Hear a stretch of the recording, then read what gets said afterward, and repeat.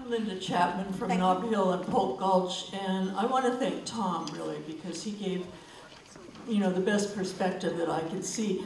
I went to many meetings, panels, and other meetings at Spur, for example, where transit advocates come in, and they're thinking about, well, how can we move the 38 Erie faster, Not concerned at all about how can we serve passengers. And the same thing with the Van Ness.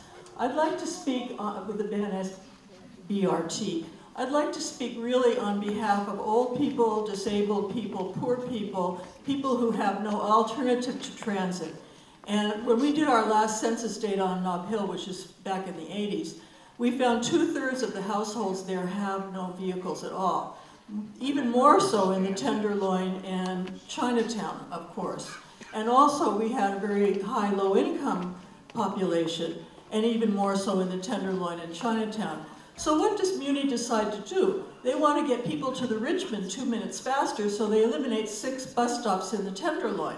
Now maybe that doesn't matter to people in the Bicycle Coalition, but it really matters to people who are disabled or old if they have to walk down to Erie or up to Erie in the first place, a few blocks, and then they have to walk 2 or 3 blocks farther. And how do you bring your groceries home? You have big, heavy bags, and now it doesn't stop where I used to get off, for example. Maybe they will fix it so it doesn't stop near Trader Joe's and near the Safeway out there.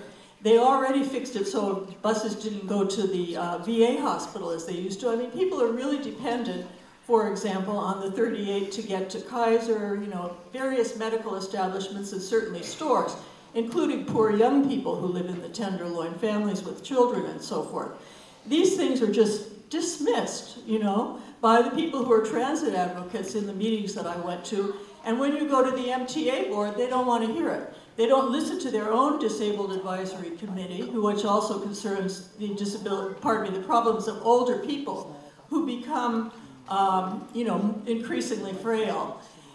When they were going to eliminate just those 38 stops, which I mentioned, they didn't coordinate with the Mayor's Disability Council, didn't even let them know. When I found out that the council hadn't heard, then they staged a hearing, and people came in and made pleas, advocates, people themselves, that they will be stuck. They have no way to get out of their house, their little rooms. Thank you, Ms. Chapman. Thank you.